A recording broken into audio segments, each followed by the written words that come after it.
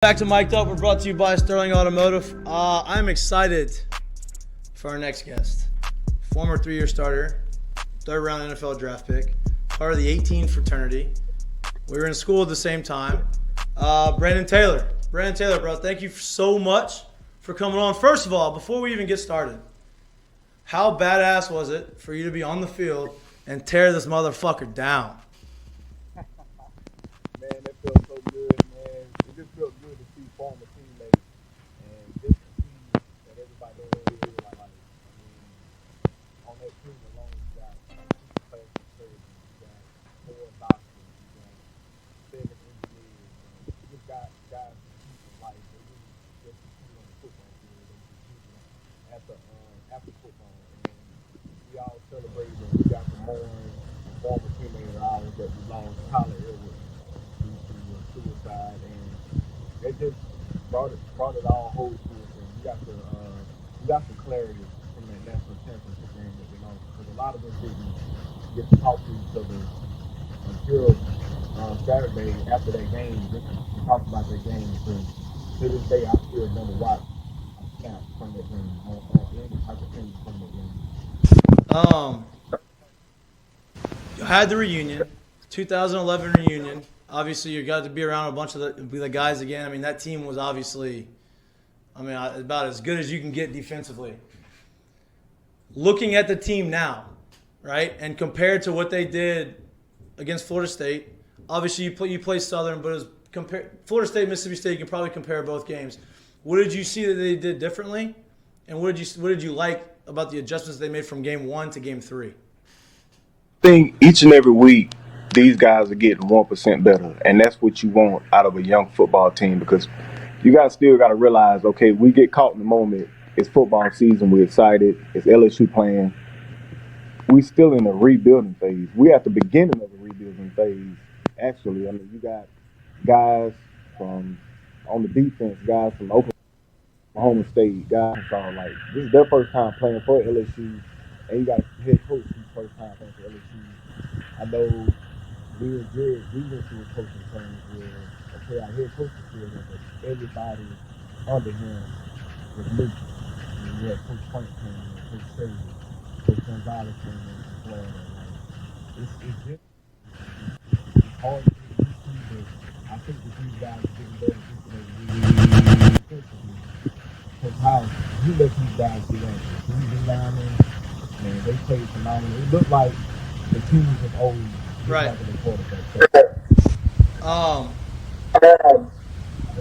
I got a little echo. Hold on, I got a little echo. Can you hear the echo, or is that me? That's just you. All right. You've been sipping on that Tuesday. Sipping on something. He ain't stopped from the weekend yet. Hey, it was a long weekend, man. I don't know. I got my ears are still ringing.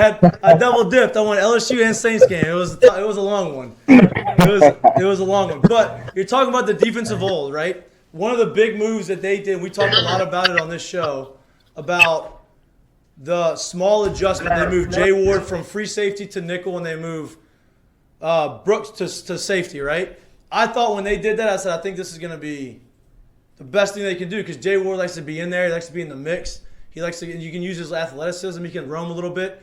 What did you see out of that adjustment? Because he obviously had the best game of his career last weekend.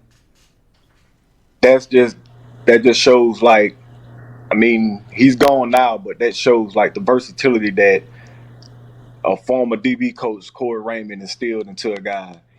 Jay Ward came into LSU as a cornerback, and that's the same thing that happened with me. And I made the move to safety my sophomore year, and it just pays dividends, bro. Because if you got a guy that can cover and that doesn't mind getting in the mix and getting dirty, that player he's going to be the lead on your team. And if you watch film, bro, Jay Ward, everybody's running, and then he's running, and he's running at a completely different speed, because that's a confident player that knows his keys, that knows the playbook. And if you a player that knows the playbook and know what he has to do, you will not hesitate. And players like that, it come a dime a dozen. So everybody on that team and that defense need to match his energy and the speed and intensity that he plays at. Hey, how much do you feel? We talked about this too. The offense can be as good as it wants to be, right? If the defense comes out and they do what they did and they're knocking people's head off and they're doing what they need and they're flying to the football, that creates the energy in the stadium. Like the offense can score 100 points, but you don't get that same energy that you get from the defense coming up and a guy trying to throw a swing route and he gets his helmet knocked off, right? Like, how important is that to you? Once you start feeling that energy from the crowd and you start making some big plays, is that a real thing, or do y'all just always go to the game with that juice? Man, it's always turnovers are the key to victories. Via the offense not giving the ball up or via the defense. And without that, this team and the culture of LSU thrives off of that. And you got to think, you've seen one good game from the offense, you've seen one good game from the defense.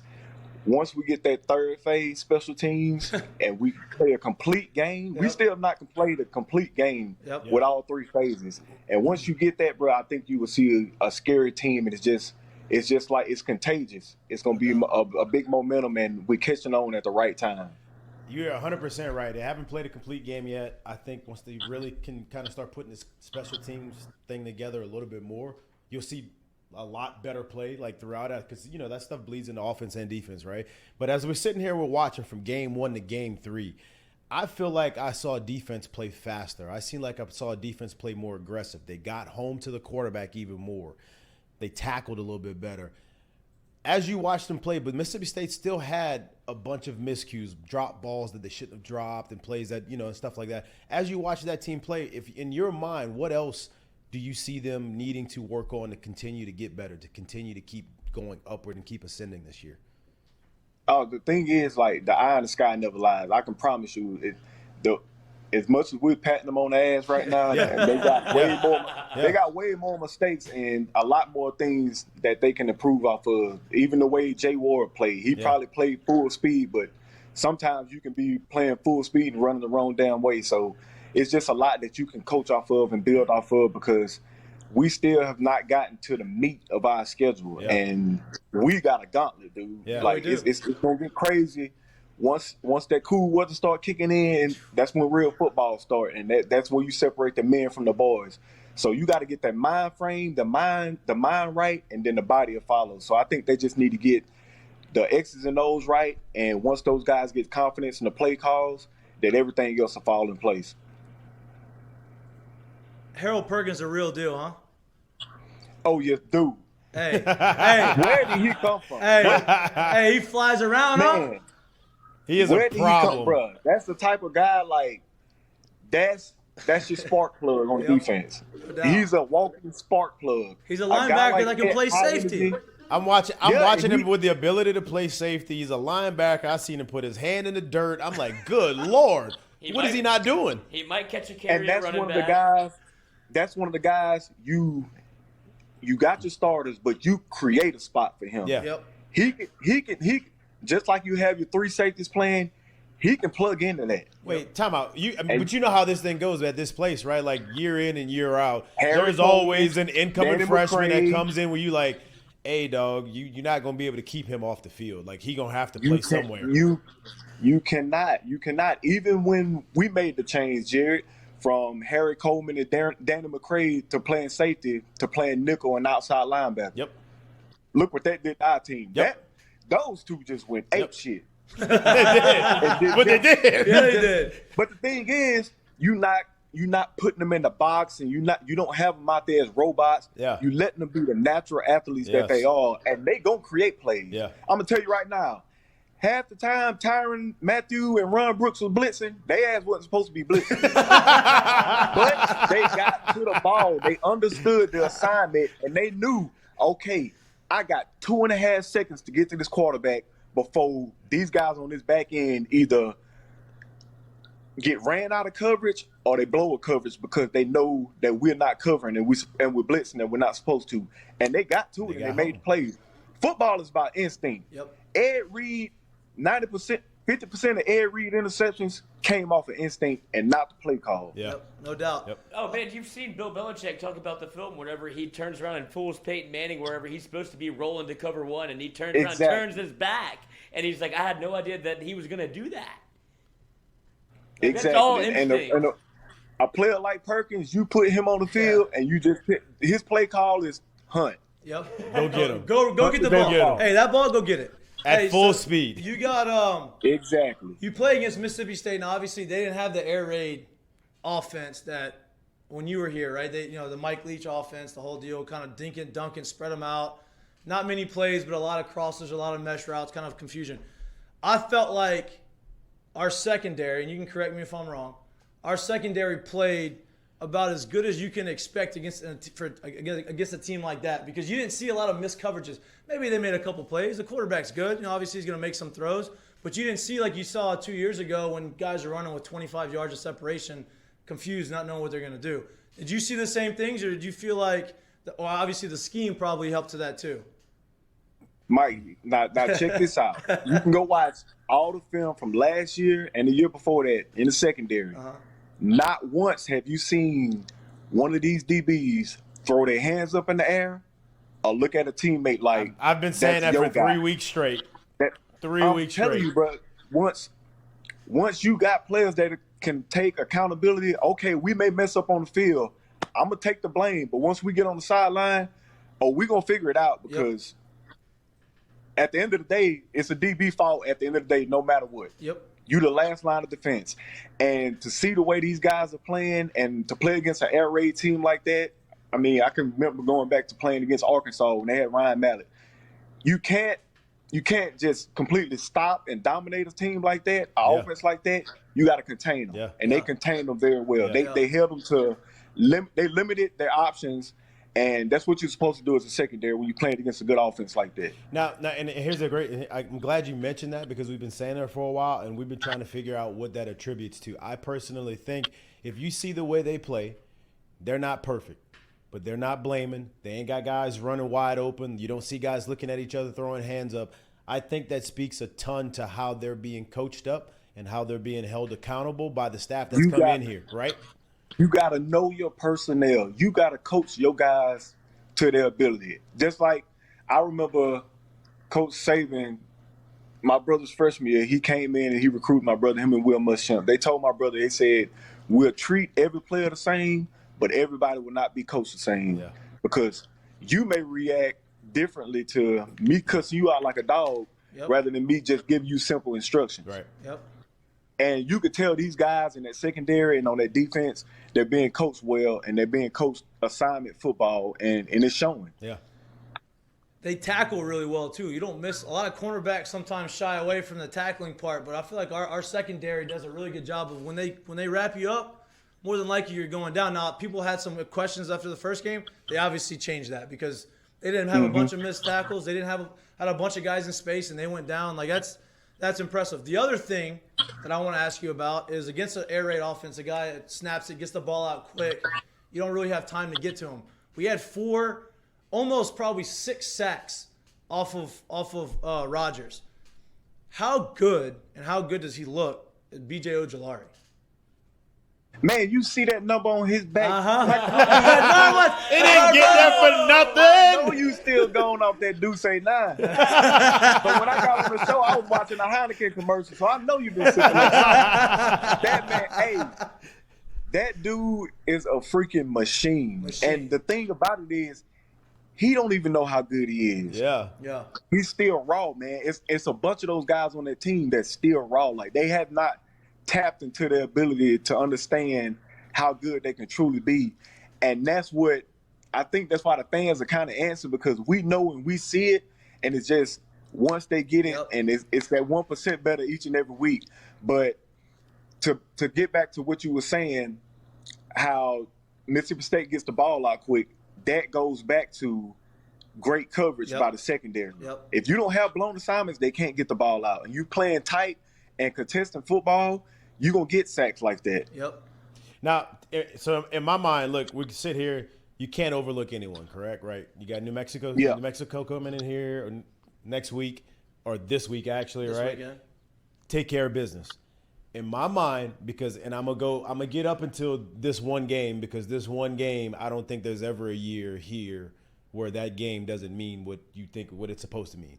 So you're gonna go Auburn, you're gonna go Tennessee, you're gonna go Florida, and you're gonna go Ole Miss. We got 4 straight games in my mind that will literally tell the tale of what the rest of this season is going to be.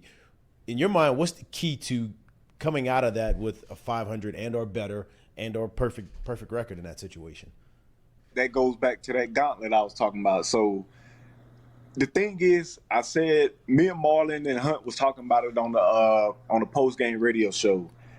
At this point, nothing about this schedule or any team in this schedule gets easier. No. It gets harder each and every week, and it's just a grind, man. So if you're not getting better each and every week, it's gonna show, and you're gonna be exposed. So they got to keep these guys focused.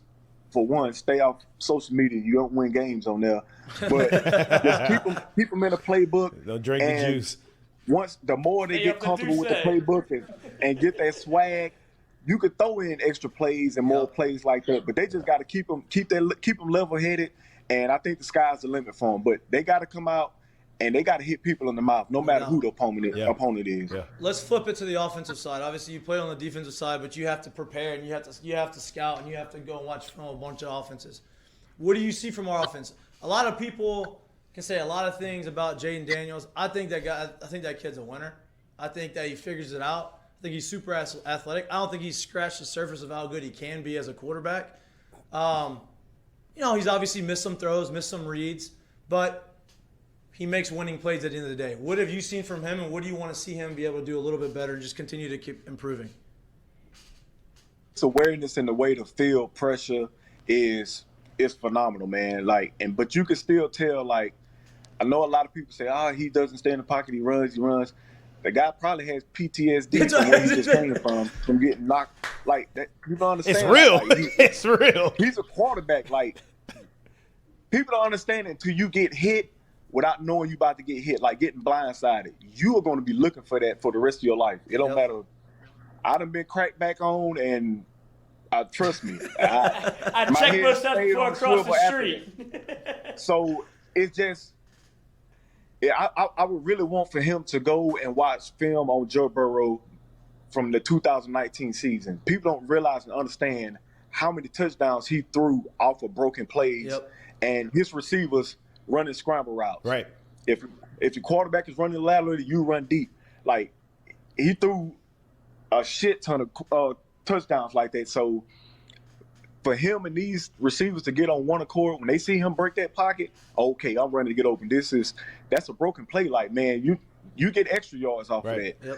But I would like for him to move in the pocket while keeping his hands on the ball, not just tucking it just to get out of the pocket, to keep his eyes downfield and make those throws. And you're right, but we also got to understand, that's a fine line of understanding that, right? Because essentially by doing that, you're asking him to take away what is a plus part of his game right now, right? Mm-hmm. You're asking him to break the pocket and don't look to use what he's always relied on and look to keep throwing the ball, right? So that's not something you get out of there just like that. Yeah. It's going to take time. Right? So you got one. And then at the end of the day, and this is for everybody, the fans, you got a W. A W. It don't matter.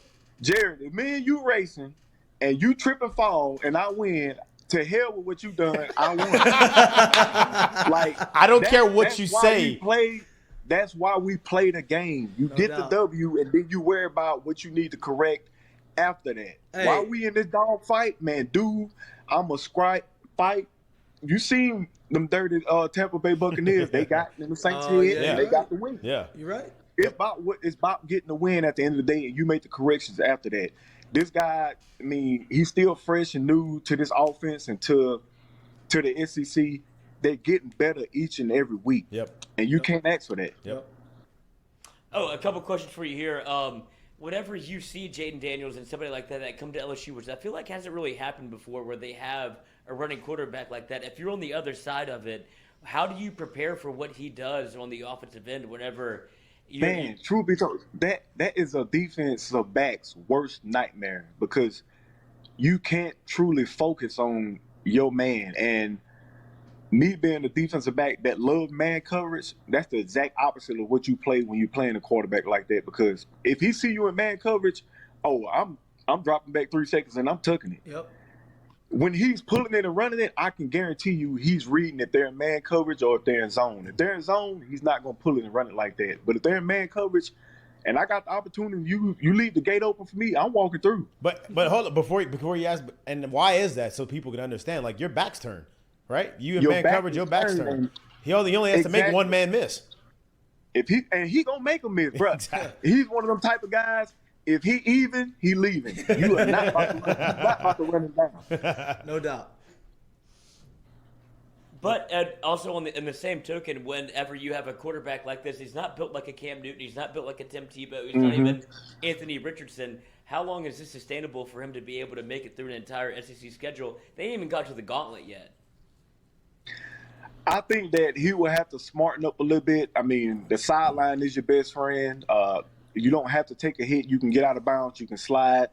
But as long as he's playing smart with his body and knowing that you are now the focal point of this offense and you're a leader on this team and they need you, you're just going to have – they're going to have to work in a way where less design runs. And if he does scramble and get the ball down the field, yes. But you got running backs for a reason. Run your running backs. And if he can break the pocket and get yardage on the scramble, man, to hell with it. If it ain't broke, don't fix it. No doubt. I appreciate you coming on here. We only have a few more questions. Hey, are you in San Diego? I am in Houston, but you know it's I all played sunny. in San Diego. I know, but it's all sunny back there. So I was like, damn, is he out on the West Coast right now? Hell no, that's that Houston heat, baby. We got You're right. Baton Rouge had it in spades Saturday. Hey, the running backs were using the passing game a little bit more this week than they have been over the last couple weeks. Is that a lot harder when the running backs are able to catch the ball out of the backfield and have another guy that you have to defend in the passing game? Does that make it a lot more difficult on defenses? It really does, because at that point you got a linebacker that's having a spy quarterback that will pull it and run it, and that can outrun you, and then you got to worry about getting outflanked by a running back. That's what I want to see the offense do a little bit more, especially with the young offensive line and a lot of guys switching position. Or run a lot more screen plays, like use it to your advantage. Get that defensive line hyped up and rushing upfield and dump screens off and get those young offensive linemen downfield, making big pancake blocks. And just it's just a confidence builder, man. That's all it is. Get those young guys running forward instead of passing in pass set. I love that. You talk a little bit about the defense from what LSU put out, and I think that was one of the best performances we've seen from a defense at LSU in a long time, probably since 2011. We talked a little bit about tear this motherfucker down. Like, whenever y'all had that swag, whenever y'all brought that back, when did y'all know that this was like, okay, we're going to take over this part of the team? Because LSU is kind of in flux, but it looks like after what you saw from Jay Ward, Harold Perkins, B.J. Ojulari, like, go down the list, it seems like maybe the defense might be the calling card of this team. When do you know that in terms of what, like, the locker room? It's just, man, it's like an aura. Like, it's something. It's like an unscented cologne that you can smell a mile away. Yeah. It's a swagger about it, man, and it's a certain type of attitude. Like, it was guys on the offense, like Jared could tell you, man, playing with guys like T-Bob and Will Blackwell, them were some of the dirtiest football players I ever played with in my life. But nasty. We had, like, people don't understand, we got in a lot of trouble off the field as far as, like, fighting and bar fights and all this stuff. Shady's never happened. Remember Coach Miles calling us to the office like, Brandon, why are y'all continuously fighting off the field and all this? I'm like, Coach, do we fight on the field? Do we go out there and whoop people ass on the field? He was like, yeah, y'all beat people down. I'm like, all right then, leave us alone. But it's an attitude, and everybody had it. You had 11 guys. Well, I'm gonna say 22 because all of them. All our backups got drafted into the NFL as well. They had that dog in them. We was a unit. It wasn't nobody that was gonna come between us. We were selfless. We didn't care who made the play, just as long as the play was made, and we got to celebrate as a team. I love that. And I think you start to see that. I think you see that with this defense. I was just about to say, let's be honest. Like, I don't care. Like, you're at LSU. Like, this place will never be played like Oklahoma, right? We had a year in 2019 where we had literally the best year you could ever have with a 1-0 offense. This place is made off of good defensive play. And it just is what it is. You have to play defense here at this place, especially when you play home at Tiger Stadium. Just is what it is. Hey, are you coming? And then that's the thing, because the type of offenses and, bro, you got to look at, we got some hellified head coaches in the SEC. Yep. and they're only getting better. Like, look at Arkansas.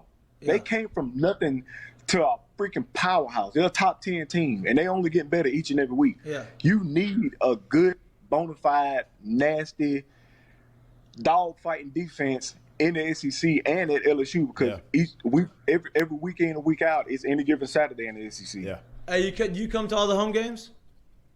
I come to all the home games and I do all the pregame, postgame radio shows for the away games as well. Well, if you ever come out to the game and you want to have more fun, you come sit in the studio with us and we'll talk in person. Me, you, and Jay. Oh yes, indeed, man. Yeah. You know, I'm ready to do a big shotgun. We're gonna take it back to them Tigerland days. Hey, I'm ready. I'm ready. I'm telling you, man. Look. Hey, tell me this though. I got a question. Who had bigger arms, you or your brother? Don't lie to me. I gotta give it to my brother Curtis because you gotta think like his frame. He's 6'3", Yeah. 225. Yeah. Like he can hold it. Yeah. When I came in, a safety at LSU, you had to be 6'3", over 230. When I came in, you had Chad Jones, him, Harry Coleman, Some Craig big Stelton, just motherfuckers. man, they look like the freaking monsters when we came into the like. I'm like, man, I'm like, how am I gonna play on this team? But I hit a little growth spurt, and it worked out for me. That's what that attitude built in. I'm like, I'm not the biggest, I'm not the fastest, so I'm gonna be the smartest and the most aggressive. No doubt, it worked out. I mean, obviously, listen. You got a concrete head. I mean, you talked about the 11 defense. I mean, you're too deep. Depth chart all got drafted. I mean, I don't know if when y'all played Bama in 2011, I think all 44 of the defensive guys may have gotten drafted that year between y'all and Bama. That's how good it was, and that's, I mean, obviously it was a 9-6 game. Yeah, it was, I mean, it showed you how good the defense was. They couldn't do anything. Hopefully we get back to that. Do you have the video? Oh yeah, let me pull it up. Yeah, we're gonna play this just for you. I just want to bring back good memories for you. And that's what I wanted to ask you. Is like, dude, where did the chant start? Like, how did this even happen? Oh no. So that song came out when Jared was in school. Yeah, that's So that's that definitely that guy older. Mike, he's from LaPlace. Yeah. And I remember, man, we used to go to Daiquiri Cafe every Wednesday. Daiquiri No, we used to go out Cafe. every night, but we would be at Daiquiri Cafe every Wednesday night, bro. And I'm telling you, that's the thing. It wasn't just on the field. When people seen us around town, like on campus, anything like, they got out the way. Yep, I love that. Which we wasn't. No, we I know, wasn't I know. aggressive guys. Yeah, we wasn't gonna mess with anybody, but they understood like, okay, we respect these guys, and that's how it should be. Yeah, an aura about you. They knew when you were coming. Oh yes, indeed. You know what I mean? You got it? Oh yeah, pull it up right now. Hold on, give me 1 second. But this is y'all coming into Neyland whenever that shit was fucking popping. This is the best. Oh yeah, bro. Man, Tennessee, man, look. I ain't stand a chance after that. Hold on, give me 1 second. I got a YouTube ad. Uh-oh. We need to upgrade. There we go. This is like Coach Miles got damn hat on his head. Halfway on his head. What you mean?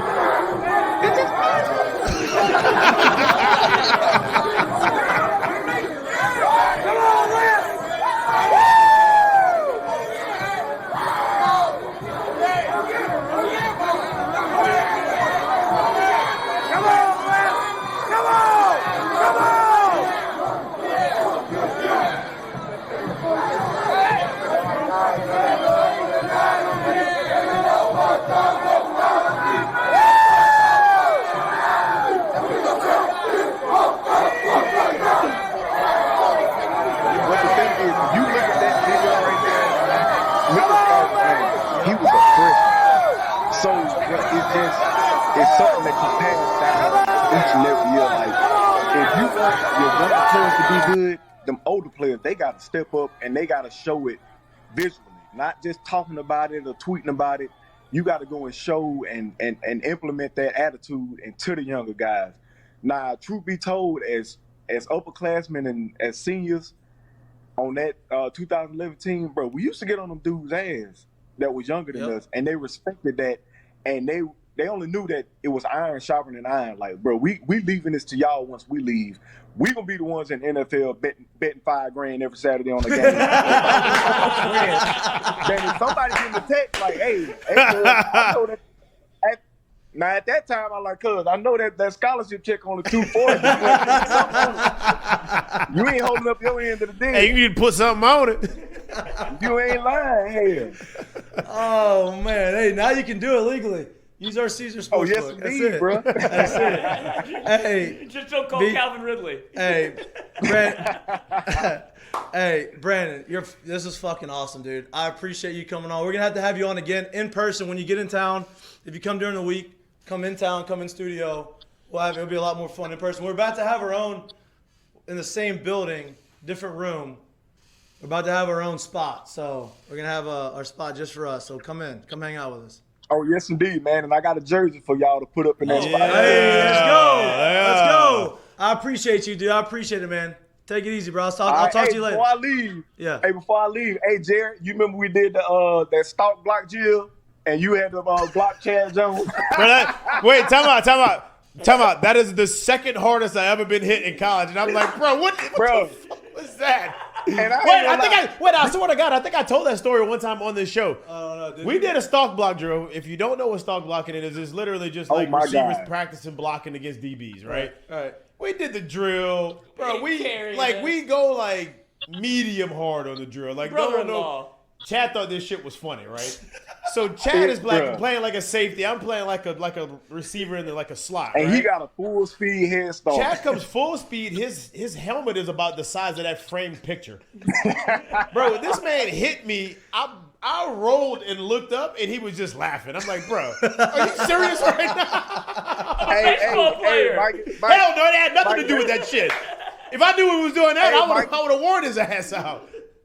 Hey, Mikey, that's what you call two-sport athlete on two-sport athlete crime. That's it. That's exactly what it is. He said, hey, I'm the best two-sport athlete out here, not you. Get out of here. Oh man. Hey, that's why. so funny you That's brought why that I need. up. That's why I need you in here because we need more of that. I need more of that. Oh, I need my more God. behind the scenes Oh, so you dude, can I got embarrass Jared. stories for days. I know. That's what we need. That's what we need. Hey, bro, I appreciate you, man. You're awesome. We'll see. We'll All right, talk y'all again fellas soon. be good, All right, man. bro. Good stuff, See ya, y'all. bro. Appreciate Wait, real quick before you go. How bad did y'all know y'all bet to beat Oregon's ass? Hey, bro, them people quit in the third quarter. I swear. They quit in the third quarter, bro. I'm telling T-Bot, me and T-Bot was talking about this actually Saturday. Come on, you know T-Bot about batshit crazy. He's on drugs. He out there telling people he gonna kill a mama and all this. I'm like, T-Bot, these boys ain't from the South now. They from the West Coast. Can't say that. They was in the third quarter. They were like, man, why y'all still playing hard? I said, cuz you have no fucking idea what y'all We'll line up and do it again. This man Les Miles just tortured us through a training camp. I'm like, boy, y'all. I said, we about to punish y'all. Hey, ready? They still have. They haven't been ready since that day. Still haven't been ready. Yeah, they ain't recovering from it, bro. No, they haven't. Hey, man, I appreciate this. This is awesome. I'll see you All right, next man, time y'all I be talk to good, you. Next time fellas. I talk to you, be in studio. We see you soon. Yes, sir. All right, bro. All right, Later. bro.